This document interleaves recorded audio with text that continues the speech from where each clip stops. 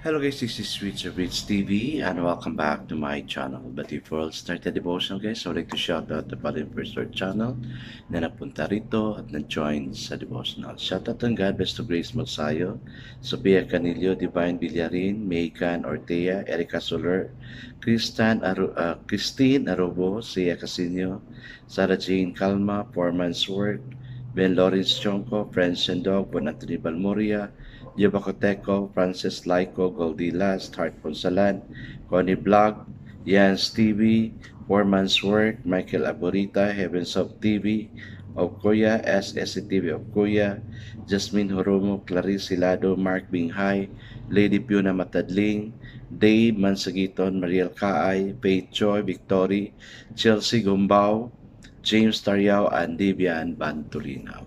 Shoutout na rin sa mga hindi nakisabay na manood sa devotional but still napunta pa rin dito para manood at makinig sa devotional. God bless us all guys.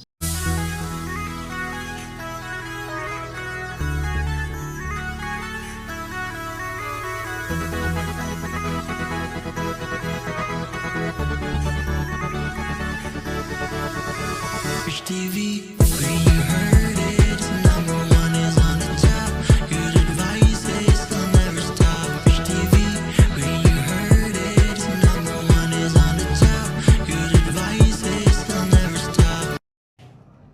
Praise God, despite being busy, still andito kayo. Although busy talaga kasi nakahanda para sa Noche Buena mamaya, no? I really praise God for your presence. No, God will really surely bless you for that because you prioritize what is God's, no? What belongs to God. So, okay, guys, let's now proceed to the devotion. Let's open the Bible to John chapter 14, verses 25 to 31. And still, guys, I'm using the devotional study Bible because the words used is simplified na. Maintindihan talaga natin. Okay, the word of the Lord in John chapter 14, verses 25 to 31 says, all this I have spoken while still with you, but the Counselor, the Holy Spirit, and the Father will send in my name will teach you all things and will remind you of everything I have said to you. Peace I leave with you, my peace I give you. I do not give to you as the world gives. Do not let your heart be troubled, and do not be afraid. You heard me say, I am going away, and I'm coming back to you. If you love me, you would be glad that I am going to the Father, for the Father is greater than I. I have told you, excuse me guys, saan ba tayo? Okay. You have be glad that I am going to the Father, for the Father is greater than I. I have told you now before it happens, so that when it does happen, you will believe. I will not speak with you much longer, for the prince of this world is coming. He has no hold on me. But the world must learn that I love the Father, and that I do not exactly what my Father has commanded me. Come now, let us live. Amen and amen. Hi guys, let's now pray. Father, we claim your word, O Lord God, that says, peace I have with you, my peace I give you. I do not give to you as the world gives. Do not let your heart be troubled, and do not be afraid. Thank you, dear God. Teach us not to trouble our heart, our mind, body, soul, and spirit, Lord God, because you are there. You are the Prince of Peace, Lord God. Thank you, dear God. Thank you for those who are here, though I know they're so busy, but yet they're still here, joining the devotion. Lord, bless them more, oh God. Bless them more. Abundantly, oh God. 70 times, 7 blessing, 10 times more blessing, oh Lord God. And whatever blessing they have na dapat mong ibigay sa bawat isa sa amin. Thank you, dear God. We commit all this to you. In this name, pray. Amen and amen. So, the focus verse for this evening, guys, is found in John 14:27. It says, peace I leave with you, my peace I give to you. Yan yung prayer natin kanina, di ba?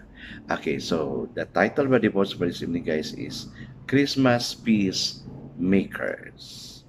True peace is available only in knowing Christ intimately. All that he said, did, and does is to bring peace in our hearts. He was born to bring it. He taught to explain it. His life modeled it. He died on the cross to establish it. He rose from the dead to defeat all the enemies and rob us of it. And He is with each of us now to give the gift. It pervades our hearts when we put Him first in our lives. Then we can be peacemakers, combating negativism, criticism, gossip, and innuendos that destroys relationship.